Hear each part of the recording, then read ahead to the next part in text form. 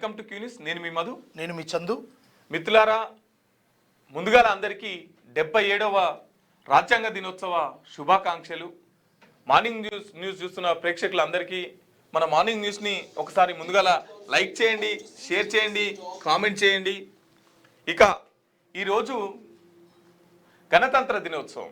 అంటే 1947లో మనకు స్వాతంత్రం వచ్చింది. బ్రిటిష్ వాళ్ళు వాళ్ళని నిలగొట్టి మనం పోరాడి సాధించుకున్నాం మన భారతదేశానికి స్వాతంత్రం. అయినా కూడా 1947లో స్వాతంత్రం వచ్చింది, కానీ ఇంకా బ్రిటిష్ వాళ్ళ చట్టాలే మన దేశంలో అమలవుతున్నాయి. మన దేశానికంటూ ఒక స్పష్టమైన రాజ్యాంగం లేదు. అందుకోసం అని చెప్పేసి డాక్టర్ బిఆర్ అంబేద్కర్ నేతృత్వంలో ఒక కమిటీని వేసి, డాక్టర్ రాజేంద్ర ప్రసాద్ గారు వీళ్ళందరూ కూడా ఒక కమిటీని వేసి మన దేశానికంటూ ఒక సపరేట్ రాజ్యాంగం ఉండాలని చెప్పేసి 1950లో మనకు జనవరి 26 నాడు ఈ రాజ్యాంగాన్ని మన దేశానికి అమల్లో తీసుకొచ్చినటువంటి పరిస్థితి. అందుకోసమని ఒకరోజు స్వాతంత్రం వచ్చిన రోజు జెండా ఆవిష్కరణ చేసుకుంటాం. తర్వాత మన దేశానికంటూ పూర్తిగా స్వేచ్ఛ, స్వాతంత్ర్యం, మనకంటూ ఒక రాజ్యాంగం వచ్చింది కాబట్టి జనవరి 26 తారీఖున కూడా మనం జెండా ఆవిష్కరణ చేసుకుంటాం. ఇక ఈ స్వాతంత్రం రావడానికి ఎంతో మంది త్యాగదనులు ఎంతో వీరోచిత పోరాటం చేసి గుండెకు గుండె నడ్డు పెట్టి, ఒరే తెల్లదొరడా మా దేశాన్ని దాటిపోవు అని చెప్పేసి దేశం దాటేంత వరకు పారదోలిన అమరవీరుల చరిత్ర ఈ భారతదేశానికి ఉన్నది. మొత్తం యావత్ భారతదేశం అంతా ఒక కలిసి గట్టిగా నిలబడి ఈ దేశం దాటేంత వరకు తెల్లదొరల్ని తరిమి కొట్టినటువంటి పరిస్థితి. ఈ పోరాటానికి ఏగలేక మన దేశాన్ని విడిచి పారిపోయిండు బ్రిటిష్ ప్రభుత్వం. ఇక అప్పటి నుంచి మన దేశం, మన రాజ్యాంగం, మన పరిపాలన, మన నాయకులు, మన ప్రజలు 1950 నుంచి మన రాజ్యాంగం అమలులోకి వచ్చింది కాబట్టి అప్పటి నుండి ఈ గణతంత్ర దినోత్సవం జరుపుకుంటూ వస్తున్నాం. సరిగ్గా 77 సంవత్సరాలు అవుతున్నది ఈ గణతంత్ర రాజ్యాంగం దినోత్సవం జరుపుకోబట్టి. మరి నిజంగా ఈ భారతదేశంలో ఎవరైతే రాజ్యాంగాన్ని రాసిరో ఆ రాజ్యాంగం పూర్తిగా ఈ భారతదేశంలో అమలవుతుందా అనేది ఇప్పుడు మనకు ముందున్న ప్రశ్న. మన భారతదేశానికి సపరేట్ రాజ్యాంగం ఉండాలని రాజ్యాంగం రాసుకున్నాం కదా, మరి ఆ రాజ్యాంగం 100% ఇంప్లిమెంట్ అవుతుందా అంటే అది కావట్లేదని చెప్పుకోవాలి. ఎందుకంటే మన దేశంలో ఈ రాజ్యాంగం కరెక్ట్ ఇంప్లిమెంట్ అయితే నిరక్షరాస్యత ఉండదు, నిరుపేదరికం ఉండదు, ఈ దోపిడీ ఉండదు. కాబట్టి ఈ రాజ్యాంగం పేద ప్రజల్ని ఎంతవరకు కాపాడుతుంది? ఈ రాజ్యాంగం పక్షాన మనం నిలబడి ఈ 77 ఏళ్ల రాజ్యాంగ దినోత్సవంలో కూడా రాజ్యాంగాన్ని రక్షించుకోవాల్సిన అవసరం మన పైన ఉన్నది. ఇప్పటికీ దళితుల మీద దాడులు జరుగుతున్నాయి. ఇప్పటికీ పేదోళ్లను దోచుకుంటున్నారు. ఇప్పటికీ ఈ దళారీ వ్యవస్థ ఉన్నది. ఉన్నోడు పైకి ఎదుగుతున్నాడు, లేనోడు దినదినం కిందికి వెళ్తున్నాడు. ఇప్పటికీ భూమి, ఈ సంపద కొంతమంది చేతుల్లోనే ఉన్నది. మరి రాజ్యాంగం అమలవుతే, రాజ్యాంగం కరెక్ట్ అమలవుతే ఈ సంపద అంతా కొంతమంది చేతుల్లోనే ఎట్లా అవుతుంది?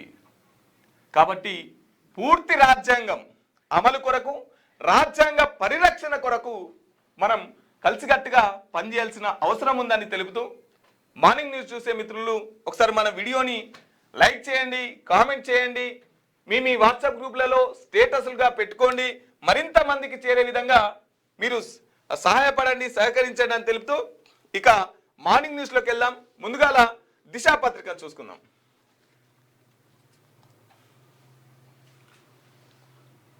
రైట్. ఎగవేతకు ఎన్నో దారులు, ఆదాయమున్నా పన్ను కట్టరు, లెక్క చూపకుండా తప్పించుకుంటారు, ల్యాండ్ మీద ఇన్వెస్ట్మెంట్ పేరుతో తెలివిగా ఎగనామం. మనోళ్ళు సంపాదించుకోవడంలోనే కాదు, ఇన్కమ్ ట్యాక్స్ ఎగ్గొట్టడంలోనూ ముందుంటారు. ఈ పన్నులు గిన్నులు జాంతానాయి అంటూ వచ్చిన ఆదాయాన్ని పూర్తిగా కాకుండా తక్కువగా లెక్కల్లో చూపుతుంటారు. బడా వ్యాపారవేత్తల నుంచి సామాన్యుల వరకు ఇదే దారి. చట్టాల్లో ఉన్న లొసుగులను ఆసరగా చేసుకొని తెలివిగా ఎగనామం పెడుతుంటారు. కానీ తప్పుడు లెక్కలు చూపి పన్ను ఎగొడితే ఏ శిక్షలు పడతాయో తెలుసా అంటూ ఒక వార్తను వేసుకొచ్చింది. నిజంగా మన తెలంగాణ రాష్ట్రమే కాదు యావత్ దేశం కూడా, యావత్ దేశంలో ఉన్నటువంటి బడా బడా ఎవరైతే పెట్టుబడిదారులు ఉన్నారో, వ్యాపారవేత్తలు ఉన్నారో, వీళ్ళందరూ వాళ్ళకు వచ్చే ఆదాయం ఒక రకంగా ఉంటే వాళ్ళు ఇన్కమ్ ట్యాక్స్ లెక్కలలో చూపించేటువంటి ఆదాయం ఒక రకంగా ఉంటుంది. ఎందుకంటే ఈ దేశంలోని పేద ప్రజలకు, అదే ఈ దేశ సర్కారు నడవడానికి కావలసినటువంటి ఆదాయాన్ని వాళ్ళు తక్కువ చూపించి, అంటే వీళ్ళు కట్టే పన్నును తక్కువ చూపించి ఈ కార్యక్రమం చేస్తూ ఉన్నారు. ఇందులో ఈ చట్టాలలో ఉన్నటువంటి లొసుగులను వాళ్ళు ఉపయోగించుకొని ఈ రకమైనటువంటి కార్యక్రమానికి ముందు సాగుతూ ఉన్నారు. వీళ్ళకు అడ్డుకట్ట వేయాలి అంటే నిజంగా రాజ్యాంగం అమలైతే, ఈ చట్టాలలో ఉన్నటువంటి లోపాలను సరి చేసుకొని రాజ్యాంగం ముందుకు సాగితే ఇంకా పేదోడు అనేటోడు ఉండడు అనేసి ఈ వార్త చెప్తున్నటువంటి విషయం. ఇప్పుడు కడతానికి ఇబ్బంది కానీ కూలగొడటానికి ఏమి ఇబ్బంది? అంతే. అదే ఇప్పుడు ఎన్నో దారులు ఉన్నాయి ఎగ్గొడటానికి. ఇప్పుడు ఇదంతా సంపాదన ఆదాయన కూడా నా పేరు మీద ఉండదు, బీనామీల పేర్లు కొత్త దొంగలు అదే పనులు ఉన్నారు కాబట్టి ఇన్కమ్ ట్యాక్స్ ఎగ్గొట్టే పనులు చాలా ఉన్నాయి. దీనికి ఒక స్పష్టమైనటువంటి అది రావాలి. అది కాదు, గమ్మత్ ముచ్చట ఏంటంటే తెలంగాణ రాష్ట్రంలో ఉన్నటువంటి ఎమ్మెల్యేలు, ఎంపీలు, ముఖ్యమంత్రులు వీళ్ళంతా దొంగనా కొడుకులు. వీళ్ళ పేర్ల మీద కార్లు ఉన్నాయి, వీళ్ళ పేరు మీద ఇల్లు ఉండదు, వీళ్ళ పేరు మీద వాడు లాస్ట్కు వాడు సొంతంగా ఉపయోగించుకునేది ఏది ఉండదు వాడి పేరు మీద. అన్ని మంది పేర్ల మీద ఏమన్నా అంటే వాడు నాకు ఆ పైసలు ఇచ్చిండు, వీడు ఇది ఇచ్చిండు, వాడు అది ఇచ్చిండు, ఇదే ముచ్చటి. అద్దె కిరాయికుంటున్నా దొంగనా కొడుకులు మారురా, మీ వల్లనే ఇదంతా. నియామకాల్లో అంగన్వాడీ పోస్టుల భర్తీపై పట్టింపు కరువు, కోర్టు క్లియరెన్స్ ఇచ్చినా ముందుకు సాగని ప్రక్రియ, మహిళా కమిషన్ సిడబ్ల్యూసి నియామకాల్లోనూ జాప్యం, కేంద్రం నిధులను సద్వినియోగం చేసుకోలేని పరిస్థితి. ఉన్నతాధికారుల తీరుతో ప్రభుత్వానికి చెడ్డ పేరు, నిర్లక్ష్యం, సర్కారు నిర్ణయాలు, లక్ష్యాలను మహిళా శిశు సంక్షేమ శాఖ ఉన్నతాధికారుల తూట్లు అంటూ ఒక వార్త నేసుకొచ్చింది. ఇందులో మహిళా శిశు సంక్షేమ శాఖలో ఉన్నతాధికారుల తీరు మహిళల పాలిట శాపంగా మారింది.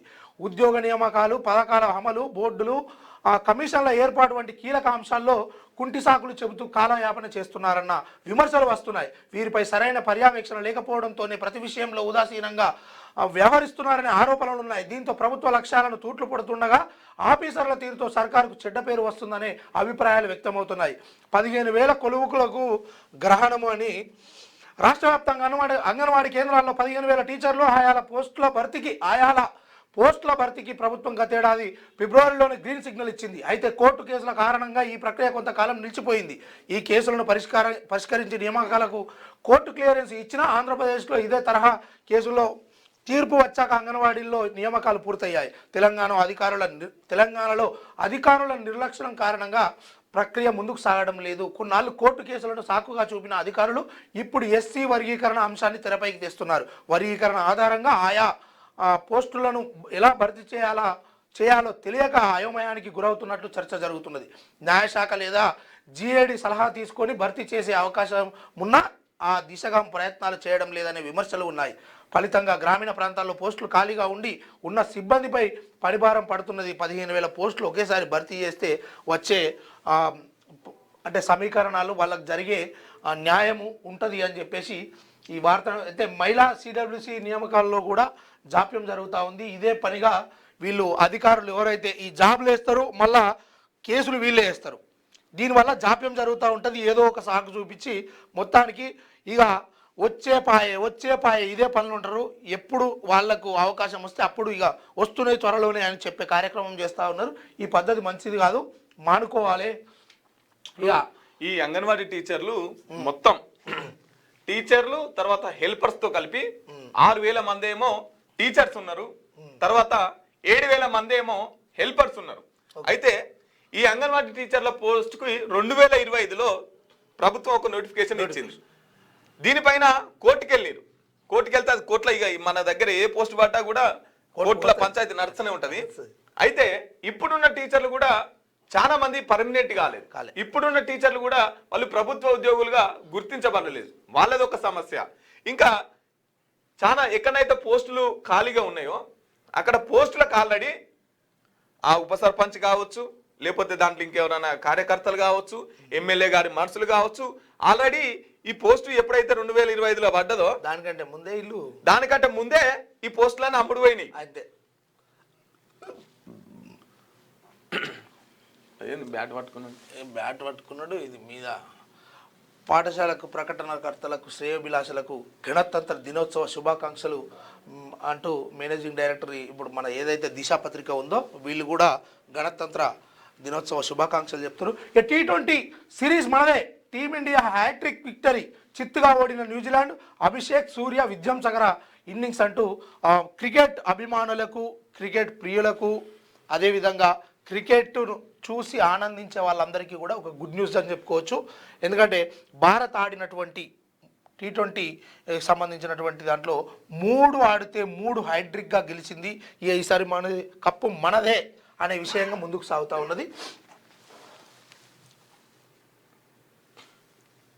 రైట్. పద్మశ్రీ ఇంకా రాజేంద్ర ప్రసాద్, మురళీమోహన్కి పద్మశ్రీ, తెలంగాణ నుంచి 7గురికి, ఏపీ నుంచి 4గురికి పురస్కారాలు ప్రకటించిన కేంద్ర ప్రభుత్వం. నోరి దత్తాత్రేయుడికి పద్మభూషణ్, మామిడాల జగదీష్ కుమార్కి ఢిల్లీ కేటగిరీలో పద్మశ్రీ.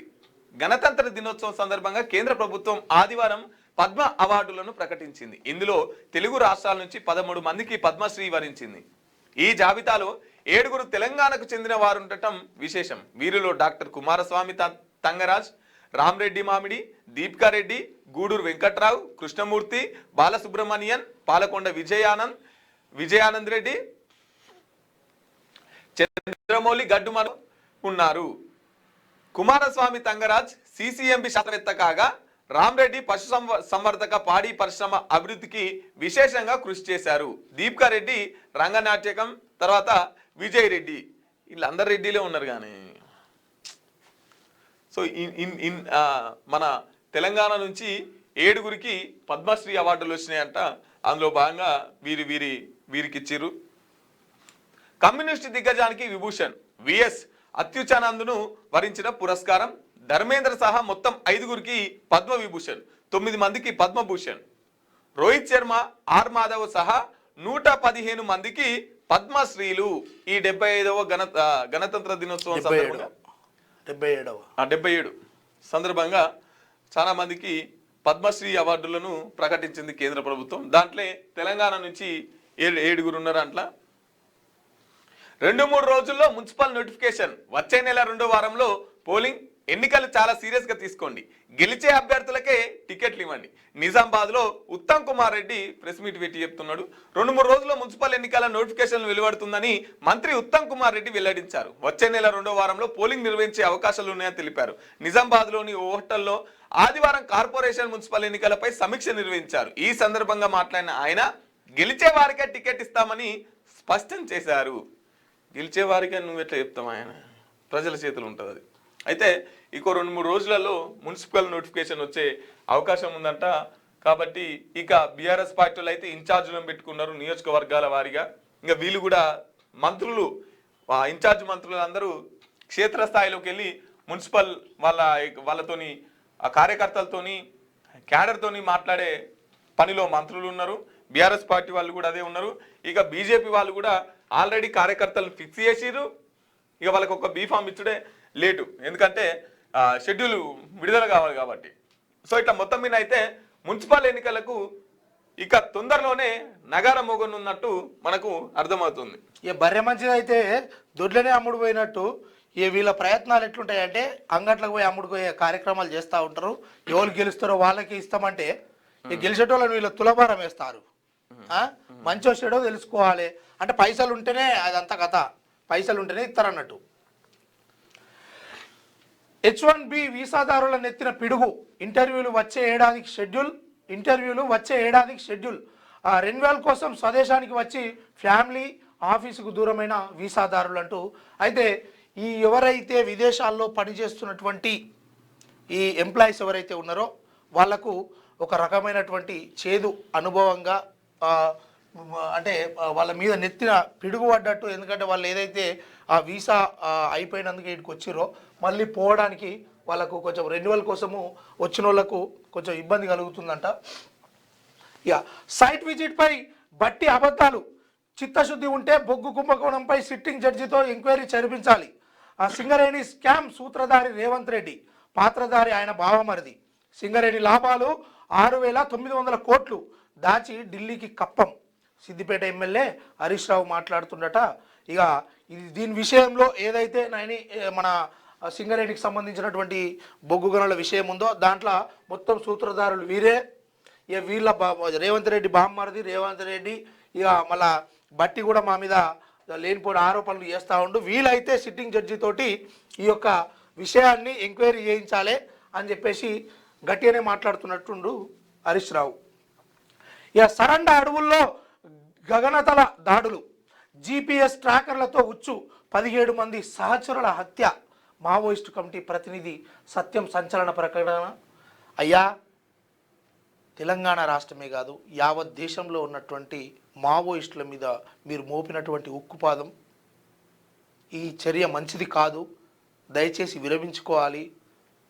ఇక ఒకటేసారి పుడతాం మళ్ళీ అంటే ఒకటేసారి సస్తం మళ్ళీ ఉట్టం అనే ఏదైతే ప్రోగ్రాం ఉందో వాళ్ళు కూడా మళ్ళా జన్మ ఉందో లేదో ఈ జన్మలోనైనా పేద ప్రజలకు అండగా నిలిచే విధంగా చూడండి. దొంగలు కలిసి ఊర్లు వంచుకున్నట్టు మీరు ఎన్ని వంచుకున్నా ఏం చేసినా ఇక మీకు కూడా మళ్ళా జన్మ లేదు. మళ్ళొచ్చే జన్మలో మీరు ఏమేమి పుడతారో ఎవరికి తెలియదు. అందుకోసం దయచేసి ఇక ఉక్కు పాదాలు, వాళ్ళ ఉచ్చు బిగురుచాలు, అదేవిధంగా అంతం చేయడాలు ఇవన్నీ మానుకుంటే మంచిది. లేకపోతే పురుగుల వాడి చేస్తారా నాయన మీరు. ఎందుకు ఒక మనిషిని చంపితే, ఒక మనిషిని హింసిస్తే మనుషులుగా అది చేస్తలేరా? Right, next. ఐదుగురు సజీవ దహనం. నాంపల్లి బచ్చాస్ ఫర్నిచర్ షాపు అగ్ని ప్రమాదంలో ఘటన.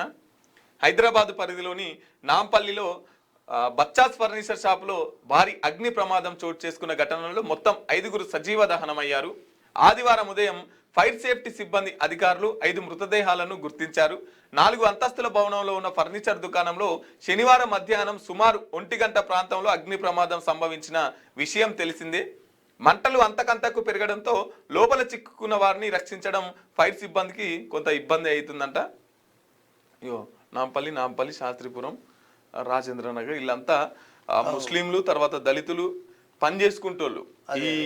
ఈ ఓనర్ ఎవరైతే ఉన్నారో ఈ బచ్చాస్ ఫర్నిచర్ అంటే ఆయన మార్వాడ్ ఆయనే. ఇక వీళ్ళు సరి అయిన ఇప్పుడు వీళ్ళకి ఎంతసేపు ఉన్న బిజినెస్ దాంట్లో సెక్యూరిటీ సేఫ్టీ అనేది వాళ్ళకి ఇంపార్టెంట్ అవసరం లేదు అయినా కానీ సో వాళ్ళకు అక్కడ ఫైర్ సేఫ్టీ లేదంట. అందులో ఉత్త పుణ్యానికి తెలంగాణలో అంతా చంపిరు.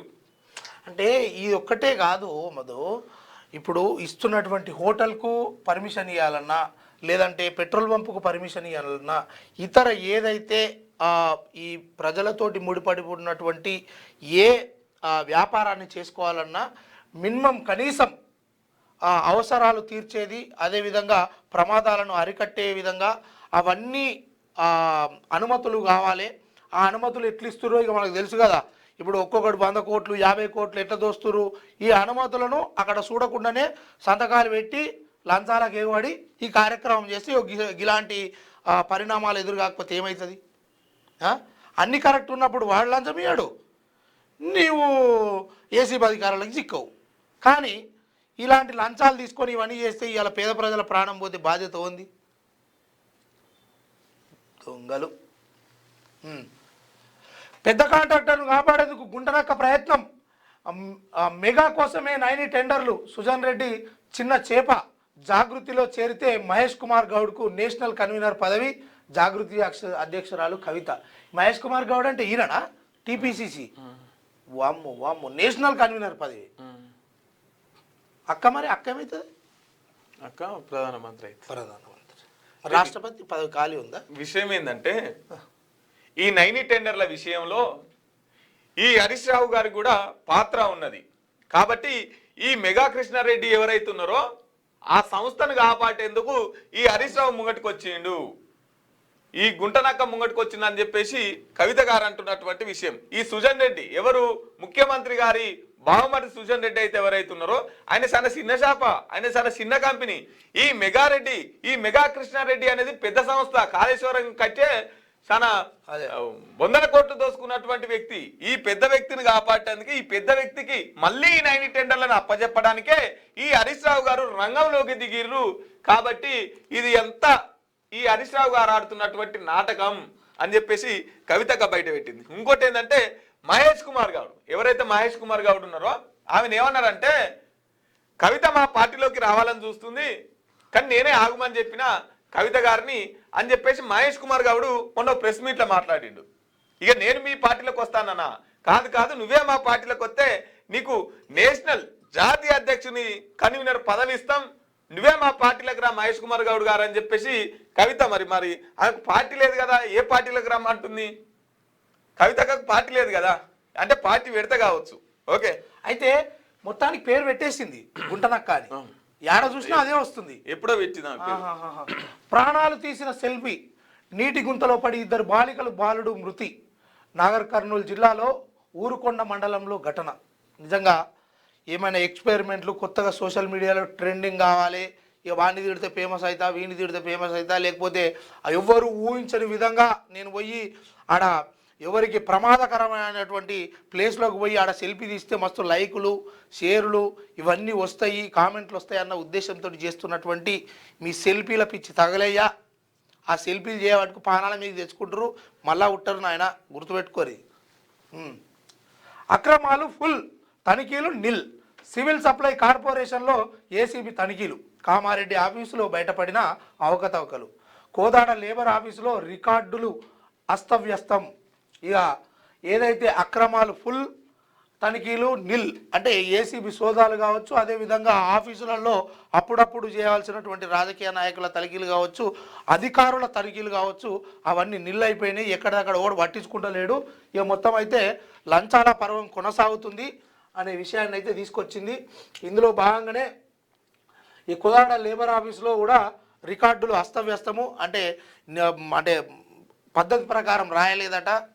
అవి మరి దాని లెక్కలేంది అనేది ఈ పేపర్ రాసుకొచ్చే ప్రయత్నం చేసింది. ఇంకా లేబర్ కార్డులు ఇప్పిస్తామని చెప్పేసి చాలా మంది ఊర్లలో కూడా మీకు లేబర్ కార్డులు ఇప్పిస్తాం, 1500 రూపాయలు అయితే, 2000 రూపాయలు అయితే, మీరు చచ్చిపోతే ఇన్ని లక్షలు వస్తాయి, దెబ్బలు లేకపోతే ఇన్ని లక్షలు వస్తాయి, మీకు లేబర్ కార్డు ఉండాలని చెప్పేసి, ఫోటోలు ఇరి, ఆధార్ కార్డు ఇరి అని చెప్పేసి చాలా మంది పైసలు అడుగుతుంటారు. వాస్తవంగా దానికి పైసలు ఏం ఖర్చు ఉండే, లేబర్ ఆఫీస్కి పోతే వాళ్ళు పుణ్యానికే ఇస్తారు. కానీ ఇదొక దందా. తర్వాత ఈ లేబర్ ఆఫీస్లో చాలా అక్రమాలు ఉంటాయి. దెబ్బ తాకనోనికి తాకినట్టు చూపెట్టి పైసలు తీసుకుంటారు. ఆయనకి షాప్కి ఇబ్బంది కాకముందుకే ఇబ్బంది అయినట్టు కాగితాలు పెట్టి పైసలు తీసుకుంటారు. ఇక వాళ్ళకింత వీళ్ళకింత, ఇచ్చిన వాళ్ళకింత తీసుకుంటోళ్ళకింత, అసలు పేరు ఉన్నోనికి ఆయనకి రూపాయి ఉండదు. సో ఇటువంటి దందాలు దాంట్లో సాగుతున్నాయి. హెడ్ కానిస్టేబుల్ వెంకటరెడ్డికి గ్యాలంటరీ అవార్డు. ఎస్ఐబి ఐజీ సుమతికి మెరిటేరియస్ అవార్డు. తెలంగాణ నుంచి 23 మంది ఎంపిక. Head constable Venkatareddy, SIGIC Sumathi. Shubhanshu శుక్లాకు అశోక చక్ర. 70 మందికి గ్యాలంటరీ పురస్కారాలు. 982 మందికి సర్వీస్ అవార్డులు. పోలీసులకు కూడా ఇక అవార్డులు వచ్చినాయి. వీటికి సంబంధించి పోలీసులకు వచ్చినటువంటి అవార్డులు. రైట్, ఇక ఇది దిశా పత్రిక. నెక్స్ట్ వెలుగు దినపత్రికను చూసుకుందాం.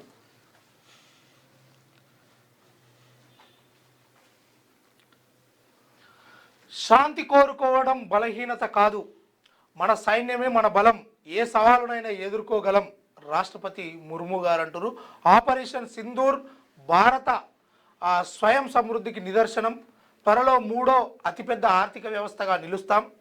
26 జనవరిని పురస్కరించుకొని ప్రెసిడెంట్ సందేశం అంటూ నిజంగానే మేడం గారు మొన్న రాష్ట్రపతి ముర్ము గారు మొన్న యూనివర్సిటీలలో మనది ఏ స్థానము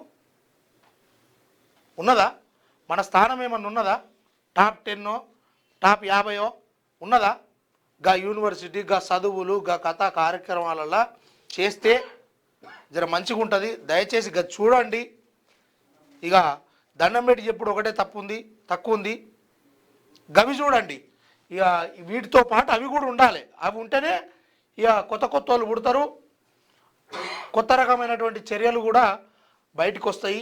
అందుకోసము జర వాటికి మీరు సహకరించండి. పాస్బుక్లు వస్తలేవు, 5 నెలలుగా ఆగిపోయిన ప్రింటింగ్. భూభారతిలో రోజుకు సగటున 1500 నుంచి 2000 రిజిస్ట్రేషన్లు, నిలిచిపోయిన దాదాపు 30,000 పాస్బుక్స్. చెన్నైలోని ప్రింటింగ్ ఏజెన్సీకి ముద్రణ బాధ్యతలు. ఆర్డర్స్ రెన్యువల్ పెండింగ్ బిల్లుల రిలీజ్ చేయకపోవడం వల్లనే సమస్య. ఆందోళనలో వేలాది మంది రైతులకు సంబంధించి ఒక వార్త. రాష్ట్రంలో వ్యవసాయ భూములకు సంబంధించిన కొత్త పట్టాదారు పాస్ పుస్తకాల జారీ ప్రక్రియలో జాప్యం జరుగుతున్నది. భూభారతి పోర్టల్ ద్వారా భూముల రిజిస్ట్రేషన్లు ఇతర లావాదేవీల సజావుగా సాగుతున్నప్పటికీ పాస్ పుస్తకాల ముద్రణ మాత్రం గతేడాది ఆగస్టు నుంచి నిలిచిపోయింది. చెన్నై కేంద్రంగా పనిచేస్తున్న ప్రింటింగ్ ఏజెన్సీకి పాస్బుక్ల ముద్రణకు సంబంధించిన ఆర్డర్ రెన్యువల్ కాకపోవడంతో ఈ పరిస్థితి తలెత్తినట్టు తెలుస్తోంది. ప్రస్తుతం రాష్ట్ర వ్యాప్తంగా సుమారు 30,000 దాకా పాస్బుక్లు ముద్రణ కాకపోవడం పెండింగ్లో ఉన్నట్టు తెలుస్తూ ఉంది. పాస్బుక్ లేక లోన్ రాలే. నల్లగొండ జిల్లాకు చెందిన ఒక రైతు ఇటీవల 3 ఎకరాల భూమిని కొనుగోలు చేశాడు. భూభారతి పోర్టల్లో రిజిస్ట్రేషన్ ప్రక్రియ పూర్తయింది. డిజిటల్ రికార్డులో ఆ భూమి ఆయన పేరు మీదకి మారింది. యాసంగి పంట పెట్టుబడి కోసం బ్యాంకుకు వెళ్ళి రుణం అడిగితే కొత్త పాస్బుక్ ఫిజికల్ కాపీ తీసుకురండి అని మేనేజర్ అడిగాడు. ఆన్లైన్లో ఉన్నా కూడా బ్యాంకు నిబంధనల ప్రకారం అసలు పుస్తకం తనఖా పెడితేనే లోన్ ఇస్తామని చెప్పారు. పుస్తకం ముద్రణ ఆగిపోవడంతో అటు రుణం రాక ఇటు ప్రైవేటు వడ్డీలకు తెచ్చుకోలేక ఆ రైతు ఇబ్బంది పడుతున్నాడు. ఇక అయ్యా, మీరు తెలంగాణ రాష్ట్ర ప్రభుత్వం ఏదైతే ఉందో, ఇక ధరణి పోయింది కదా, మన భూభారత్ వచ్చింది, ఇక కొత్త పాస్ పుస్తకాలు బుక్కులు మరి వీళ్ళకు రైతులకు ఇవ్వాలి కదా రిజిస్ట్రేషన్ అయిపోయిన తర్వాత. అవి ఇంకా ముద్ర వాళ్ళు పైసలు చెల్లించలేదట, ముద్రణ అయితలేదట, అందుకోసం ఇంకా జారీ చేస్తలేరట. ఆ కార్యక్రమం ఏదో తొందరగా చూడుర్రి. ఎందుకంటే ఉన్నోని దగ్గర మిత్తి తెచ్చుకుంటే అడ్డగోలు అప్పులు అవుతున్నాయట, మిత్తిలు ఎక్కువ అవుతున్నాయట. జర బ్యాంకుల నుంచి అన్న రుణం తీసుకొని ఎవరి పైసలు అలా కట్టుకుందామంటే ఈ పరిస్థితి ఉందట. దీని మీద ప్రభుత్వం దృష్టి సారించాలి. సరే, నెక్స్ట్. తెలంగాణకు 7 పద్మాలు, 5గురికి పద్మవిభూషణ్, 13 మందికి పద్మభూషణ్, 113 మందికి పద్మశ్రీలు. ఇక 2026 గాను కేంద్ర ప్రభుత్వం ప్రకటించిన పద్మ అవార్డుల్లో తెలంగాణ పంట పండింది. 77వ గణతంత్ర దినోత్సవం పురస్కరించుకొని విడుదల చేసిన జాబితాలో వివిధ రంగాల సేవలు అందించిన తెలంగాణకు చెందిన 7గురికి పద్మశ్రీ పురస్కారాలు దక్కాయి. సైన్స్ అండ్ ఇంజనీరింగ్లో చంద్రమౌళి, బాలసుబ్రహ్మణ్యం, కుమారస్వామితం, గరాజ్కు పద్మశ్రీ దక్కింది. అలాగే వైద్య రంగంలో గూడూరు వెంకట్రావు, విజయ్ ఆనంద్ రెడ్డి, కళారంగంలో దీపికా రెడ్డి, పశుపోషణ వ్యవసాయంలో రామిరెడ్డి మామిడిని పురస్కారం వరించింది. పద్మ పురస్కారాలు 2026 జాబితాను కేంద్ర ప్రభుత్వం ఆదివారం విడుదల చేసింది. కళలు, సామాజిక సేవ, ప్రజా సంబంధాలు, శాస్త్ర సాంకేతికం, వాణిజ్య పరిశ్రమలు, వైద్యం, సాహిత్యం, విద్య, క్రీడలు, సివిల్ సర్వీస్ రంగాల నుంచి 5గురికి పద్మభూషణ్, 13 మందికి పద్మభూషణ్, 113 మందికి పద్మశ్రీ పురస్కారాలు ప్రకటించింది. మొత్తం 131 పద్మ అవార్డుల్లో 2 సంయుక్తంగా ప్రకటించింది. తెలంగాణ నుంచి 7గురు, ఏపీ నుంచి 4 పురస్కారం దక్కిన వారిలో ఉన్నారు. అలాగే 19 మంది మహిళలకు విదేశీ విభాగంలో 6గురికి మరణాంతరం 16 మందికి ప్రకటించినట్లు కేంద్రం వెల్లడించింది. సాధారణంగా ప్రతి ఏటా మార్చ్, ఏప్రిల్లో రాష్ట్రపతి భవన్లో జరిగే వేడుకల్లో ఈ అవార్డులను రాష్ట్రపతి చేతుల మీదుగా అందజేస్తారు. కేరళ నుంచి 3 పద్మవిభూషణ్, 2 పద్మభూషణ్. అసెంబ్లీ ఎన్నికల నేపథ్యంలో కేరళకు అత్యధికంగా పద్మశ్రీ అవార్డులు అసెంబ్లీ నేపథ్యంలోనంట. అయితే ఇంకోటి కూడా, మొన్న జరిగినటువంటి ఆపరేషన్ సింధూర్ ఏదైతే ఉందో, ఆపరేషన్ సింధూర్కు సంబంధించి అక్కడ మన శ్రవణ్ అనే ఒక కుమారుడు, ఒక బాలుడు, చిన్న పిల్లగాడు, 10 ఏళ్ళు కూడా నిండినటువంటి బాలుడు మన సైనికులు చేస్తున్నటువంటి పాకిస్తాన్ యుద్ధ వ్యూహాలను తిప్పికొడుతున్నటువంటి మన సోల్జర్కి తను 2 కిలోమీటర్లు నడిచిపోయి అక్కడ వాటరు, జ్యూసులు అవన్నీ సప్లై చేసినందుకు ఆయనకు మన ప్రెసిడెంట్ చేతుల మీదుగా ఏం అవార్డు ఇచ్చారంటే నేషనల్ బ్రేవరీ అవార్డు అని చెప్పేసి తనకు ప్రకటించరు. ఆ వార్తనైతే మరి ఎక్కడ వేసే ప్రయత్నం అయితే చేయలేదు. కానీ ఇది ఒక గొప్ప పరిణామం. ఎందుకంటే చిన్న పిల్లల్లో కూడా దేశభక్తి నిండుకపోతూ ఉంది. ఇలాంటి వాళ్ళ వల్ల రాబోయే రోజుల్లో నేటి బాలలే రేపటి పౌరులు అనే విధంగా ఆ బాలుడికి కూడా ఆ బ్రేవరీ అవార్డు రావడం నిజంగా సంతోషం. అందులో భాగంగానే దేశభక్తి ఎవరికైనా ఉండాలి, పెంచుకోవాలి. చిన్నపిల్లల నుంచే ఈ దేశభక్తి అనేది కొంతవరకు పెద్దగా అయిన తర్వాత మంచి దారులకు వేసే అవకాశం ఉంటుంది. నెక్స్ట్, భార్య చికిత్స కోసం 300 కిలోమీటర్లు రిక్షా తొక్కిన వృద్ధుడు. ఒడిశాలోని సంబల్పూర్లో ఘటన. భార్యకు పెరాలసిస్, కటక్ తీసుకెళ్లాలన్న డాక్టర్లు, అంబులెన్స్కు డబ్బులు లేక రిక్షా తొక్కిన భర్త. నిజంగా ఇలాంటి సంఘటనలు చూస్తుంటే మానవీయ కోణంలో ఎంత బాధ కలుగుతుంటుంది. ఉన్నోడి దగ్గరనే డబ్బు ఉన్నది, లేనోడి దగ్గర నిజంగా చిల్లి గవ్వలేదు. వాడు 1 లక్ష రూపాయలు సంపాదించాలంటే, వాడు కూడబెట్టుకోవాలంటే ప్రస్తుత పరిస్థితుల్లో వైద్యం మీద అధిక డబ్బు ఖర్చు అవుతూ ఉంది. ఆ విధంగా పేదోడు నష్టపోతూ ఉన్నాడు. ఎందుకంటే తను కూలీనాలు చేసుకొని బతికి ఏదో పెళ్లి చేసుకొని ఒక్కరినో ఇద్దరినో కన్న తర్వాత వాళ్ళకైనా నేను సరిగ్గా చదువు చెప్పలేకపోతే నా లెక్క వాళ్ళు ఏడ బరువులు మోయాల్సి వస్తుందో అన్న ఒక ఉద్దేశంతో వాళ్ళు ఒక పూట తింటూ ఒక పూట పస్తులుంటూ ఈ ప్రైవేటు స్కూళ్ళల్లో కాలేజీలలో లక్షల ఫీజులు కట్టి చదివిపిస్తూ ఉన్నారు. అందులో భాగంగానే ఇప్పుడు ఈ పేద ఆయనకు వచ్చిన కష్టానికి నిజంగా ఇది ఎంత దురదృష్టకరం. 300 కిలోమీటర్లు రిక్షా దొక్కిన వృద్ధుడు అంటూ మనం నిన్ననే మాట్లాడుకున్నాము. ఎందుకు వృద్ధులుగా మారుతున్నారు, వృద్ధుల పరిస్థితి ఏంది ఈ రకంగా. రైట్. ఇప్పుడు ఏమన్నా అంటే బీజేపీ వాళ్ళు మాట్లాడుతుంటారు. ఏమని మాట్లాడతారంటే డబల్ ఇంజన్ సర్కార్ రావాలి, డబల్ ఇంజన్ సర్కార్ అని చెప్పేసి మాట్లాడతారు. ఇప్పుడు ఒడిశాలో ఉన్నది మీ ప్రభుత్వమే కదా, అంటే ఒడిశాలో తిరిగా వైద్యాన్ని దూరం చేస్తాం, ఇట్లా ఇబ్బందులు పడాలని చెప్పేసి తెలంగాణలో కూడా చెప్తుంటారా? ఇప్పుడు డబుల్ ఇంజన్ సర్కార్లో అంబులెన్సులు దిక్కులేవండి.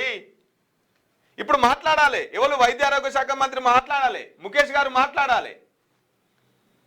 ఇంకోటి నాకు తెలిసి డబుల్ ఇంజన్ సీఎం మోహన్ గారు చెప్పండి, మీ డబుల్ ఇంజన్ సర్కార్లో మీ బీజేపీ కదా కేంద్రంలో అధికారంలో ఉంది, ఒడిశా రాష్ట్రంలో అధికారంలో ఉంది. మీ వైద్య ఆరోగ్య శాఖ మంత్రి ముఖేష్ గారు ఎక్కడున్నారు? 300 కిలోమీటర్లు రిక్షా దొక్కుంటా దావకాల్లో పోతున్నాయంటే మీ వైద్య రంగం ఎంత అట్టడుగునుందో అర్థమవుతుంది. ఇదా మీ డబుల్ ఇంజన్ సర్కార్ తీరు? దావకాన పోనికే గిన్ని తిప్పలు, పోతనే చచ్చిపోతట్టుంది ముసల్లి. కనీసం పేదోడికి వైద్యం అందియలేని మీరు ఏమన్నా డబుల్ ఇంజన్ సర్కారు అని చెప్పేసి డబ్బలు కొడుతుంటారు. ఇంతే, ఇది ఒక్కటే రాష్ట్రం కాదు, ఎక్కడైతే ఈ బీజేపీ పాలిస్తున్న అన్ని రాష్ట్రాలలో విద్య తర్వాత వైద్యం ఇవన్నీ దూరంగానే ఉంటాయి. ఎంతసేపు ఉన్న ఇళ్లకు మతం పేరు మీద కులాల పేరు మీద మంటలు పెట్టాలి, ఓట్లు దండుకోవాలి, రెచ్చగొట్టాలి. ఎక్కడేం పంచాయతీ లేదో అక్కడ పంచాయతీలు సృష్టించాలి, ఓట్లు దండుకోవాలి. ఇలా పంచాయతీ అంతా ఇదే కదా. ఒకసారి మిత్రులారా, కింద మన మార్నింగ్ న్యూస్ చూస్తున్న మిత్రులారా, డబుల్ ఇంజన్ సర్కార్ని ఎంతమంది కోరుకుంటున్నారో ఒకసారి మన వీడియో కింద కామెంట్ చేయండి. డబుల్ ఇంజన్ సర్కార్లో అది పరిస్థితి. డబుల్ ఇంజన్ సర్కార్ని మనం కోరుకుంటున్నా, ఎంతమంది కోరుకుంటున్నారు అనేది కూడా తెలంగాణలో కూడా రావన్నా మరి ఏంది మరి బీజేపీ, ఒకసారి కామెంట్ చేయండి. మీ కామెంట్లను చదివి వినిపించే ప్రయత్నం చేస్తాం. ఏడి ఇప్పుడు మోహన్ చరణ్ గారు ఎటు వేయరు, తర్వాత ముఖేష్ గారు వైద్య ఆరోగ్య శాఖ మంత్రి ఎటు వేయరు, లేచిరోళ్ళు లేదు. ఇంకా ఎస్ఐని కారుతో ఢీకొట్టి కిలోమీటర్ ఇడ్చుకెళ్లిన డ్రైవర్ తప్పించుకునే ప్రయత్నంలో మరో బైక్ను డ్రంక్ అండ్ డ్రైవ్ తనిఖీల్లో కారు బీభత్సం, ఎస్ఐకి గాయాలు, వెంబడించి పట్టుకున్న పోలీసులు. రంగారెడ్డి జిల్లా యాచారంలో ఈ ఘటన.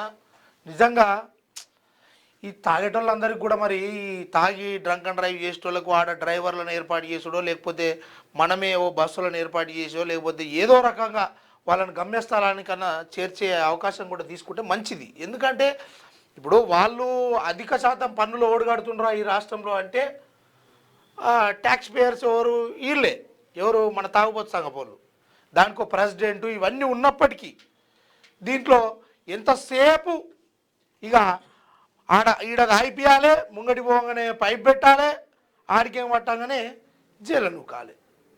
ఇవన్నీ పెట్టుడేందుకు, వాని వట్టుడేందుకు, ఇదంతా ఏసుడెందుకు? ఇంకా వాటిపైన ప్రభుత్వం దృష్టి పెడుతుంటుంది. ఎట్లా మనం అధిక శాతంలో అమ్మాలి, ఎట్టి పరిస్థితుల్లో ప్రజలందరినీ తావుడుకు బానిస చేయాలి, యువతను మత్తుకు బానిస చేయాలి, మన ఎంబడ దింపుకోవాలి, ఆగమాగం గాయగత్తిరి చేయాలి. మొన్న ఒక కానిస్టేబుల్కి గంజాయి మత్తులో ఉండి ఒక 5గురు వాహనాన్ని గుద్దినటువంటి పరిస్థితి. హలో ఇక మెగాకు 90 టెండర్ ఇచ్చే కుట్ర, చిన్న చేపను చూపెట్టి తిమింగలాన్ని కాపాడుతున్నారు. కవిత అంటుంది 25,000 కోట్ల కాంట్రాక్టర్ను తన్నుకపోయే ప్లాన్ వేస్తున్నారు. మెగా కృష్ణారెడ్డి గురించి ఎందుకు మాట్లాడడం లేదు?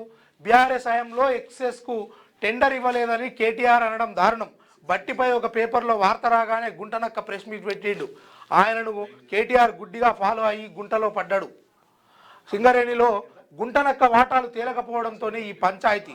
రాష్ట్రంలో కాంగ్రెస్ లూజింగ్ పార్టీ అని కామెంట్ చేశారు. మరి మన కవితక్క గారు ఇంట్లో ఇప్పుడు ఆమె చెప్పిందంటే ఎంతో కొంతవరకు అంటే తెలియని విషయమైన, అంటే నిప్పులేందే పొగ రాదు కదా, ఆ రకంగా అక్క పొగ పెడతా ఉన్నది. ఎక్కడనో నిప్పున్నది మొత్తానికైతే అని తెలుసుకోవచ్చు మనం. ఆ రకంగా అర్థం చేసుకుంటే మంచిగా ఉంటుంది. ఇక మేడారానికి ప్లాస్టిక్ ముప్పు. గత జాతరలో 12,000 టన్నుల చెత్త. ఇందులో అత్యధికం ప్లాస్టిక్ వ్యర్థాలే. నేల, నీరు, గాలి కలుషితం.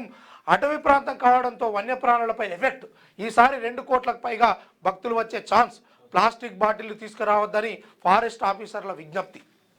నిజంగా ఏనైనా సరే ఈ ప్లాస్టిక్ లేకపోతే కూడా మనిషి జీవన మనుగడ కొనసాగే విధంగా లేదు. ఎందుకంటే ఒకప్పుడు మనము మటన్ షాప్కి పోయి ఆటకూర తెచ్చుకోవాలంటే ఏం చేద్దాము, ఓ టిఫిన్ బాక్స్ పట్టుకొని, స్టీల్ టిఫిన్ బాక్స్ పట్టుకొని తీసుకొని పోయి వచ్చేది. ఇప్పుడు అట్లా లేదు కదా, అంతా రెడీమేడే. ఇప్పుడు వీళ్ళు అంటే ఆర్డర్ పెట్టినా లేకపోతే ఇంకోటి అన్నీ ఎక్కడ నుండి సప్లై అవుతున్నాయి, ఏ రకంగా ప్లాస్టికే. అలాంటప్పుడు వీళ్ళు కూడా ఇప్పుడు మేడారం పోయే భక్తులు దయచేసి ఎవరైనా మన మేడారం పైన కొంచెం మన వల్ల కలుషితం కావద్దు అనుకునే వాళ్ళందరూ దయచేసి జర ఈ ప్లాస్టిక్ను నిషేధం చేయండి, వాడకండి. ఈ విధంగా అవాయిడ్ చేస్తూ దాన్ని కొంచెం ఆ పరిసర ప్రాంతాలను శుభ్రంగా ఉంచే విధంగా, అలాగే అక్కడ ఉన్నటువంటి వన్యప్రాణులకు ఇబ్బంది కలగకుండా చూసుకోవాలని కోరుతా ఉన్నాం. రైట్. ఇంకా ఆ 16 ప్రాజెక్టులపై కదలికలేవి. జియో ఇచ్చి 5 నెలలు అవుతున్నా ముందుకు పడని అడుగు. 360 టీఎంసీల కెపాసిటీతో 13 ప్రాజెక్టులు చేపట్టేందుకు నిరుడు సెప్టెంబర్లో నిర్ణయం. డిపిఆర్ సర్వే చేయాలని ఉత్తర్వులు. ఇంతవరకు గ్రౌండ్లో మొదలు కానీ ప్రాథమిక పనులు, అడ్మినిస్ట్రేటివ్ అప్రూవల్ కూడా లేట్. డిపిఆర్ ప్రిపేర్ చేసే నీటి వినియోగ హక్కు డిమాండ్ చేసే ఛాన్స్. ట్రిబ్యునల్ మన వాదనకు మరింత బలం చేకూరుతుందనే చర్చ.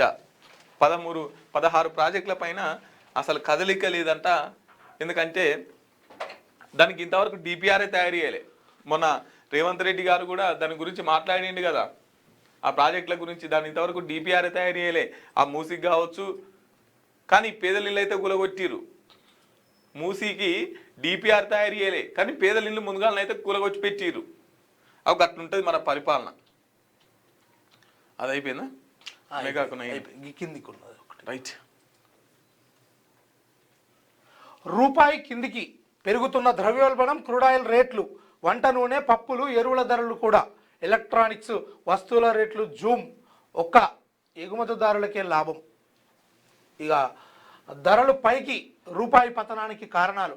డాలర్ బలపడడం, గ్లోబల్గా నెలకొన్న అనిశ్చిత పరిస్థితులు, అమెరికా ఫెడ్, అమెరికా ట్రెజరీ వడ్డీ రేట్లు పెంచడం, స్టాక్ మార్కెట్లలో విదేశీ ఇన్వెస్టర్లు లాభాలను బుక్ చేయడం, సిల్వర్, గోల్డ్ లాంటి సేఫ్ అసెట్స్లో ఇన్వెస్ట్ చేయడం, ఇండియా వస్తువులపై అమెరికా 50% టారిఫ్ వేయడము.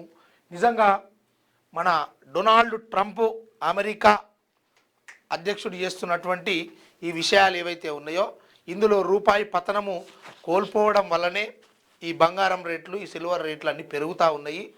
దాంట్లో భాగంగానే స్థిరంగా ఉండేటువంటి వాటిపైన వీళ్ళు ఇన్వెస్ట్మెంట్ పెడతా ఉన్నారు. అందులో భాగంగానే రూపాయి పతనం అయిపోయి ఈ విధంగా బంగారం రేటు దాదాపుగా ఈ 2-3 నెలల 2 లక్షలు దాటుతుంది. నెల రోజుల పుసుకున్న 2 లక్షలు దాటుతుందేమో అని కూడా భయపడుతున్నారు. పేదోని పెళ్లిలో మాత్రం రోజు నిత్యకాయం చేస్తున్నటువంటి ఈ బంగారము. ఎందుకంటే పిల్లోళ్ళేమో 5 తులాలు పెడతామని, పిల్లగాళ్ళేమో 10 తులాలు పెట్టాలని ఈ బంగారం చూస్తే నిజంగా వాళ్ళు ఒప్పుకున్నటువంటి 5 తులాలల్లో 2 తులాలు కూడా వచ్చే పరిస్థితి లేదు. ఆ రకంగా బంగారం పెరుగుతూ ఉన్నది. ఇక బంగారం ప్రియులు మాత్రము జర ఆలోచించుకొని బంగారము మెడలు వేసుకొని చేలకు పెట్టుకొని ఉంగరాలు పెట్టుకొని తిరగకుర్రి. ఎందుకంటే వాటి రేట్లు పెరిగినందుకు కారణంగా దొంగలు కూడా ఎక్కువవుతారు. తస్మాత్ జాగ్రత్తగా ఉండండి. రైట్. శుభాంశు శుక్లాకు అశోక చక్ర. గ్రూప్ కెప్టెన్ శుభాంశు శుక్లాకు మరోసారి చరిత్ర సృష్టించుకున్నారు. దేశ అత్యున్నత peace time gallantry award Ashoka చక్రాను రిపబ్లిక్ డే నాడు ఆయనకు అందజేయనున్నారు. నిరుడు జూన్లో చేపట్టిన యాక్సియం 4 మిషన్ అంతరిక్ష యాత్రలో భారత్ తరఫున శుభాంశు శుక్ల పాల్గొన్నారు. శుభాంశు శుక్ల భారత్ అంతరిక్షంలో పాల్గొన్నందుకు ఆయనకు శుభాంశకు అశోక చక్ర అవార్డు అనేది ప్రదానం చేస్తున్నారు. రైట్. ఇక H1B వీసా ఇంటర్వ్యూలకు 2027 దాకా ఆగాల్సింది. H1B వీసా రెగ్యులరేషన్ కు అప్లై చేసుకున్న వాళ్ళు ఇంటర్వ్యూల అపాయింట్మెంట్ కోసం 2027 దాకా వెయిట్ చేయాలని యుఎస్ కాన్సులేట్ మెయిల్స్ పంపిస్తున్నది. భారత్ ఎంబాసీలో అప్లికేషన్ పేరుకుపోవడమే ఇందుకు కారణంగా తెలుస్తున్నది. ఈ H1B వీసా ఏంటంటే యుఎస్ అమెరికా వెళ్ళే వారికి, అక్కడ ఉద్యోగులకు, అక్కడ కంపెనీలతో టైఅప్ అయ్యే వారికి ఈ H1B వీసా ఇస్తుంటారు. ఇక ఇది రెగ్యులర్ చేయడానికి లేదంటే ఇంటర్వ్యూలకు 2027 దాకా ఆగాల్సిందే. ఇంకో సంవత్సరం దాకా అయితే గానీ ఇలా వీసా శాంక్షన్ అవ్వదు, వీళ్ళు ఓరు అన్నట్టు లెక్క. ఇరాన్ నిరసనలో 36,500 మంది మృతి. ఇరాన్లో ఈ నెల 8-9 తేదీల్లో జరిగిన నిరసనలు ఆందోళనల్లో 36,500 మంది మరణించినట్టు ఇరాన్ ఇంటర్నేషనల్ మీడియా సంస్థ వెల్లడించింది. దేశవ్యాప్తంగా 400 సిటీల్లో భద్రతా బలగాలు జరిపిన కాల్పులో వీళ్ళంతా ప్రాణాలు కోల్పోయారని తెలుస్తున్నది. 36,500 మంది ఇరాన్లో కాల్పుల్లో మరణించినటువంటి వ్యక్తులు. ఈ యుద్ధాలు ఎవరి కోసం జరుగుతుంది? ఈ యుద్ధాలు ఇక్కడ దేశ అధ్యక్షుని వీళ్ళిద్దరిని కొట్టుకోవాలని చెప్పాలి, ప్రజల మధ్య యుద్ధం కాకుండా. కానీ ఈ ప్రజల మధ్య యుద్ధం పెట్టేసరికి ఇంతమంది చనిపోయినటువంటి పరిస్థితి. రైట్. ఇక ఇది వెలుగు దినగ పత్రిక. నెక్స్ట్ ఆంధ్రజ్యోతి రాధాకిషన్. నిన్న మనం ఆంధ్రజ్యోతి గురించి మాట్లాడుకున్నాంగా. ఏది బీఆర్ఎస్ వాళ్ళంతా ఎందుకు పోతురా ఈ ఛానల్ కు డిబేట్ కానీ, మరి ఇక బీఆర్ఎస్ వాళ్ళంతా తీర్మానం చేసుకున్నారు ఇలా పోదని చెప్పేసి. అయిపోయిందట్నా? మరి ఎట్లా పోరిగా డిబేట్ లో కోరు. అంతేనా? అంతే. వాళ్ళు కూడా ఫోన్ ఆయన ఏం లేదు కదా, ఇక పార్టీ నిర్ణయించింది. అంతేనా? అంటే బీఆర్ఎస్ అనే నాయకులు, బీఆర్ఎస్ అనే కార్యకర్తలు, బీఆర్ఎస్ తో ముడిపడి ఉన్నటువంటి ఏ ఒక్కరు కూడా ఏబిఎన్ బైకాట్ అన్నట్టు. బైకాట్. ఈ బీఆర్ఎస్ ఒకటే కాదు, మిగతా పార్టీలు కూడా బైకాట్ చేయాలి. ఎందుకంటే తెలంగాణ సమాజం మంచి కోసం రాస్తున్నటువంటి పత్రిక, మంచి కోసం చూపిస్తున్నటువంటి మీడియా ఏబిఎన్ కాదు. ఎంతసేపు ఉన్నా తెలంగాణ మీద విషయం జిల్ముతూ, తెలంగాణలో యొక్క పంచాయతీలు పెడుతూ, కిరికిరిళ్ళు పెడుతూ రాస్తున్నటువంటి పత్రిక, చూపిస్తున్నటువంటి మీడియా ఈ ఏబిఎన్ మీడియా. ఫస్ట్ నుంచి కూడా ఎప్పుడంటే మన తెలంగాణను ఆంధ్రను కలుపుతున్నప్పుడు ఆయన కాంగ్రెస్ నేత, ఆయన పేరు ఉండే కాంగ్రెస్, అప్పట్లో తెలంగాణను ఆంధ్రను కలుపుతున్నప్పుడు ఒక పెద్ద మాట అన్నాడట. ఏమన్నాడట అంటే, తెలివి లేని తెలంగాణ అమ్మాయిని తెలివి ఉన్న ఆంధ్ర అబ్బాయికి ఇచ్చి పెళ్లి చేస్తున్నాం అని చెప్పేసి ఆయన అన్నాడట. అగో గట్లా అప్పుడు ఆ వార్త చాలా దుమారం రేపింది. తెలంగాణ ఉద్యమం అంతా ఆ మాట వాడిరు. ఇగో ఇప్పుడు గసంటికి పంచాలే ఈ ఆంధ్రజ్యోతి పత్రిక పెడుతుంటది. అది రైట్. దేశంలోనే అతిపెద్ద దోపిడీ, 400 కోట్ల నగదున్న 2 కంటైనర్లు మాయం. కర్ణాటకలో బెలగావి పరిధిలో ఘటన. తనను కిడ్నాప్ చేసినట్టు ఓ వ్యక్తికి నాసిక్లో ఫిర్యాదు. ఆ కంటైనర్ల వెంట అతడు ఉన్నట్టు అనుమానాలు. దర్యాప్తుకు సహకరించాలని కర్ణాటక పోలీసులను మహారాష్ట్ర సిట్ లేక 5గురిని అరెస్ట్ చేసిన నాసిక్ పోలీసులు. బెలగావి ఎస్పీ ప్రెస్ మీట్ తో వెలుగులోకి వచ్చింది. మీడియా ప్రచారంలో చర్చ. నగదు ఎంత, ఎవరిది, దేనిపైన స్పష్టత లేని వైనం. 400 కోట్ల నగదు ఉన్నటువంటి 2 కంటైనర్లు మిస్ అయినాయట. మరి ఎవడు వచ్చేసిండు, ఎటు పోయినాయి ఆ కంటైనర్లు? ఇప్పటిదాకా ఇంతకా డబ్బే పడింది. 400 కోట్లు ఎక్కడి నుంచి ఎక్కడ పోతున్నాయి? అనేది ఇప్పటి వరకు స్పష్టత లేదు. కాబట్టి దాని మీద మహారాష్ట్ర పోలీసులు సిట్టు రాసిరట కర్ణాటక పోలీసులకు, దాన్ని ఎట్లనే చెప్పి పట్టుకోవాలని చెప్పేసి ఎవరో కిడ్నాప్ చేసిరని చెప్పేసి మాట్లాడుతున్నారంట. మరి అది ఇప్పుడు ఇక్కడ ఎన్నికలు ఉన్నాయి, అటిగిన పోతున్నాయా పైసలన్నీ?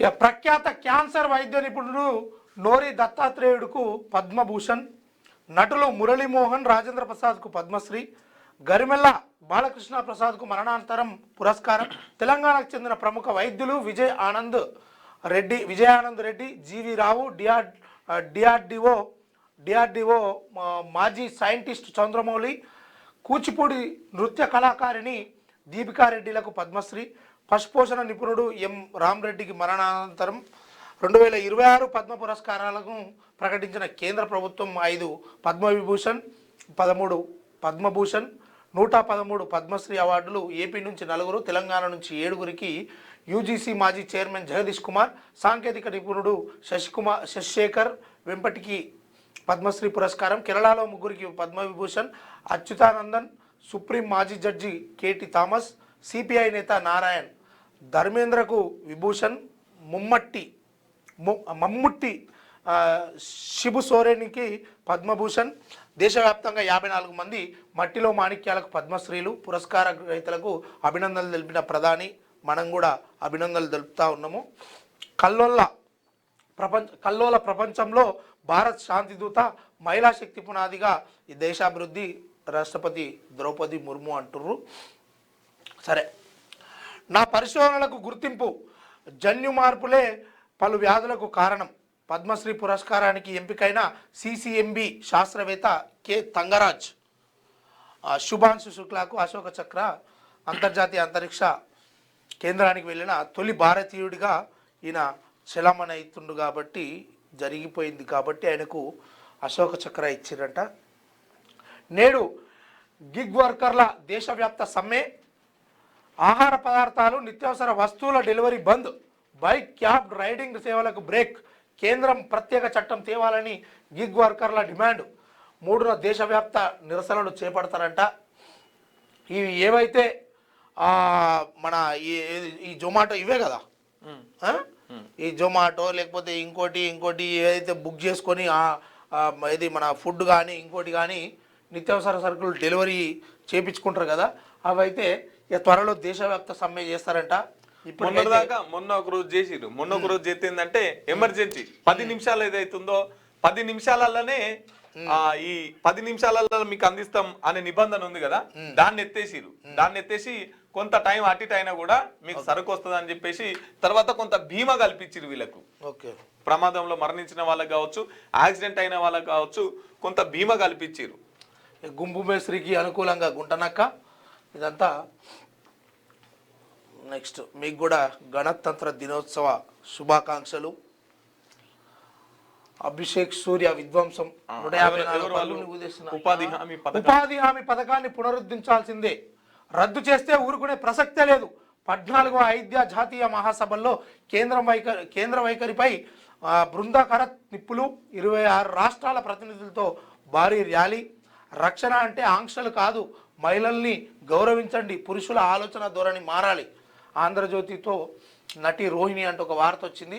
ఇక ఉపాధి హామీ పథకం ఆంధ్రజ్యోతులకి హైదరాబాద్ గురించి బాగా రాసుకొచ్చినా ఫ్రంట్ పేజీలా, అంటే యాడ్ వచ్చింది కదా, యాడ్ పక్కపండి వార్త లేకపోతే అంటే ఏబిఎన్ తో ప్రత్యేకంగా మాట్లాడింది నటి రోహిణి అదే కదా. అయితే హైదరాబాద్ వాళ్ళు ఆ సుందరయ్య విజ్ఞాన కేంద్రంలో ఒక పెద్ద ఎత్తున ర్యాలీ తీసిరు. 14వ జాతీయ మహాసభ ర్యాలీ తీసినటువంటి పరిస్థితి. దీనికి సంబంధించి అక్కడ పోస్టర్లు ఏంది అనేది చెప్పేసి వీళ్ళు కౌన్సిలింగ్ సెంటర్లను ఏర్పాటు చేసినటువంటి పరిస్థితి. తర్వాత మహిళల గురించి పోరాడుతున్నటువంటి వీళ్ళు అయితే వీళ్ళు ఏమంటున్నారంటే ఉపాధి హామీ పథకాన్ని పునరుద్ధరించాల్సిందే. ఇప్పుడు మహాత్మా గాంధీ జాతీయ ఉపాధి పథకాన్ని తీసేసి విబిజి రామ్జీ అని ఏదైతే కేంద్ర ప్రభుత్వం కొత్త చట్టాన్ని తీసుకొచ్చిందో ఆ చట్టం కాకుండా దాంట్లో 125 రోజుల పని దినాన్ని పెంచుతూ, అయితే ఇంత ముందుకు 100 రోజులు ఉండే, ఇప్పుడు ఈ విబిజి రామ్జీలో 125 రోజులు. ఈ 125 రోజులు ఎట్లా అంటే ఇంత ముందుకు కేంద్రం 90% కేంద్రమే ఇచ్చేది డబ్బులు, ఒక 10% మాత్రమే స్టేట్ ఇచ్చేది. ఇప్పుడు అట్లా కాకుండా ఒక 60% కేంద్రం ఇస్తుంది, 40% రాష్ట్రం ఇవ్వాలి. సో ఇప్పటికే రాష్ట్రం అప్పుల కుప్పగా ఉన్నది, ఉన్నాయాన్ని కేంద్రం ఎత్తుకపోవచ్చు, అక్కడి నుంచి వచ్చేటి లేవా, మళ్ళీ మీదికెళ్ళి అదనంగా వీళ్ళు ఇట్లా ఇబ్బంది పెట్టుడు ఏందని చెప్పేసి అటు కాంగ్రెస్ వాళ్ళు ఇటు కమ్యూనిస్టులు అందరూ కూడా ఈ విబిజీ రామ్జీని వ్యతిరేకిస్తున్నటువంటి పరిస్థితి. సో నిన్న 5వ వాళ్ళు కూడా దాన్ని తీర్మానం చేసిరు, ఈ ఉపాధి హామీ పథకాన్ని పునరుద్ధరించాలని చెప్పేసి. ఇక బంగ్లాలో మరో హిందూ యువకుడి హత్య. రాత్రి వేళ నిద్రిస్తుండగా పెట్రోల్ పోసి నిప్పండించిన దుండగులు, సజీవ దహనమైన చంచల్ చంద్ర భౌమిక్ అంటూ ఒక వార్త. ఇక ఇక్కడ పరిస్థితి ఆల్రెడీ మనం బంగ్లాదేశ్ని బైకాట్ చేసేసినాం. ఓకే, ఏది మన ఈ ఇండియాలో మేము ఆడము అని అంటే మన ఏఐసిసి నిర్ణయం తీసుకున్నది, మీరు వద్దురా నాయన ఇక స్కాట్లాండ్కి అవకాశం కల్పిస్తున్నామని. కానీ అక్కడ మన ఒక హిందూ అనే కాదు, మన భారతీయుని మీద ఒక పెట్రోల్ పోసి నిద్రిస్తున్న సమయంలో పెట్రోల్ పోసి అంటించిరట. మనకి వాళ్ళకి ఏ పాటి పుణ్యం అవుతుందో నీకు తెలియదు, ఎవరు మళ్ళా పుడతారేమో కానీ ఎన్ని సంవత్సరాలు బతారో వాళ్ళు కూడా చూద్దాం. నెక్స్ట్ రైట్ మిత్రులారా, ఇది ఆంధ్రజ్యోతి పత్రికకు సంబంధించినటువంటి విషయం. ఇక మన మార్నింగ్ న్యూస్లో ఒక పోల్ పెట్టినాం.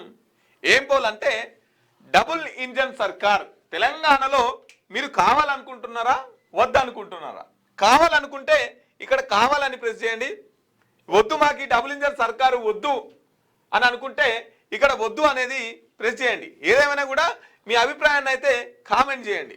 ఇప్పుడు డబుల్ ఇంజన్ సర్కార్ పనితీరు చూస్తున్నాం, మనం ఉత్తరప్రదేశ్లో చూస్తున్నాం, ఇప్పుడు చూసిన ఒడిశాలో చూసినాం, ఇవన్నీ చూస్తున్నాం మనం. డబుల్ ఇంజన్ సర్కార్ కేంద్రంలో తర్వాత రాష్ట్రంలో అధికారంలో ఉన్నటువంటి పార్టీలు ఏం చేస్తున్నాయనేది కూడా మనం చూస్తున్నాం. తెలంగాణలో కూడా ఇక మళ్ళీ వచ్చే ఎన్నికల్లో కావచ్చు, మీరేమన్నా అట్లా అనుకుంటున్నారా? తెలంగాణలో డబుల్ ఇంజన్ సర్కార్ రావాలి అని అనుకుంటే మీరు రావాలి అని ప్రెస్ చేయండి. లేదు మేము కోరుకోవట్లేదు, మాకు అవసరం లేదు అనుకుంటే వద్దు అనేది కూడా మీ అభిప్రాయాన్ని కామెంట్ చేయండి. ఏమనుకుంటున్నారు అనేది ఇక్కడ మనం ఒక పోల్ పెట్టినాం, మన క్యూ న్యూస్లో ఒక పోల్ వస్తున్నది. ఈ పోల్ పైన మీ అభిప్రాయాన్ని చెప్పండి. రైట్, నువ్వేమనుకుంటున్నావు చెప్పను. నేను ఇప్పుడు మనసులో ఉంటుంది అదంతా నేను చెప్తారా అట్లా? ఇది ఓటేసినట్టే. ఇక మిత్రులారా, నేనైతే ఈ డబుల్ ఇంజన్ సర్కార్ వద్దనుకుంటున్నా, ఎందుకంటే దీని వల్ల ఒరిగేది ఏం లేదు. కాబట్టి నేనైతే వద్దు అనేది నా అభిప్రాయాన్ని తెలుపుతున్నా. ఇక 80% 79% మంది వద్దు అనుకుంటారు. ఎందుకంటే వాళ్ళు ఉరగబెట్టింది ఏం లేదు. బీజేపీ వాళ్ళు కేంద్రంలో ఇప్పుడు నరేంద్ర మోడీ 12 సంవత్సరాలు అవుతుంది, ఏమన్నా మనిషికి 15 లక్షలు ఇస్తా అన్నాడు, ఇచ్చిండా? ఎవరి అకౌంట్లో 15 లక్షలు పడ్డాయా? నీకు వాళ్ళే, నాకైతే వాళ్ళే. మరి నీకు పడ్డా సప్పుడు చేస్తారు, అందుకే ఇప్పుడు మాట్లాడొద్దు. ఇక ఏది నోట్ల రద్దు చేసి నల్లధనాన్ని అంతా పేదలకు వంచుతా. చాలా మంది దగ్గర డబ్బు కుప్పలు పేరుకపోయింది, ఆ నల్లధనాన్ని అంతా తీసి పేదలకు వంచుతా అన్నారు. ఆ నల్లధనాన్ని తీయలేదు, పేదలకు వంచలేదు. మీదికెళ్ళి ఈ ఓట్ల రద్దు ద్వారా చాలా మంది ఇబ్బందులు పడ్డారు. ఇగో ఇట్లా ఈ నరేంద్ర మోడీ 12 సంవత్సరాలలో చేసింది ఏందా అంటే గుండు సున్నా, కోడిగుడ్డు. కాబట్టి ఇప్పుడున్న వీళ్ళు బీజేపీ ప్రాంతాలు, యూపీ, ఈ ఒడిశా ఇటువంటి రాష్ట్రాలలో వీళ్ళు ఏం చేస్తున్నారంటే రోజుకొకటి హత్య, కులం పేరున, మతం పేరున మొత్తం క్రైమ్ అంతా ఇక్కడనే జరుగుతుంది కదా. రోజు మన పేపర్లో చదువుతూనే ఉన్నాం. కాబట్టి డబుల్ ఇంజన్ సర్కార్ నేను వద్దనుకొని ఓటేసిన నా లెక్కనే 80% మంది ఈ డబుల్ ఇంజన్ సర్కార్ మాకు వద్దని చెప్పేసి వాళ్ళ అభిప్రాయాన్ని తెలుపుతున్నటువంటి పరిస్థితి. గిట్లుంది తెలంగాణ రాష్ట్రంలో. ఈ బీజేపీ వాళ్ళు ఈ ముచ్చట తెలుసుకోవాలి. అంటే డబుల్ ఇంజన్ సర్కార్ అని చెప్పేసి మాట్లాడుతున్నారు కదా, ఈ ముచ్చట తెలుసుకోవాలి. అంటే బండి ఒకటే కానీ 2 ఇంజన్లు ఉంటాయి అన్నట్టు. అట్లా అది అటుగుంజా, ఇది ఇటుగుంజా, ఎటుపోదు అన్నట్టు ఆడనే ఉంటుంది. బొజ్జ విద్యాసాగర్, గుడ్ మార్నింగ్ అన్న. రైట్, ఇక ఇది మిత్రులారా, ఇవి ప్రధాన వార్తాపత్రికల్లో వచ్చినటువంటి ప్రధానమైన వార్తా విశేషాలు. మార్నింగ్ న్యూస్ చూస్తున్న మిత్రులు ప్రతిరోజు మన వీడియోని లైక్ చేయండి, కామెంట్ చేయండి, షేర్ చేయండి. ఎందుకంటే ఈ సమాచారం మరింత మందికి చేరాలి కాబట్టి మీ అభిప్రాయం ఏమున్నా కూడా ఈ పేపర్లో వచ్చిన వార్తలే కాకుండా మీ అభిప్రాయాన్ని కామెంట్ చేస్తే దాని గురించి కూడా వివరించే ప్రయత్నం చేస్తాం. అలాగే ప్రభుత్వం దృష్టికి ప్రజల్లోకి తీసుకెళ్లే మా వంతుగా మీకు సహాయపడతామని తెలుపుతున్నాం. మిత్రులారా, ఇవి ఈరోజు మార్నింగ్ న్యూస్. రేపు వచ్చే మార్నింగ్ న్యూస్లో మళ్ళీ కలుసుకుందాం. అప్పటిదాకా చూస్తూనే ఉండండి క్యూ న్యూస్. Thank you.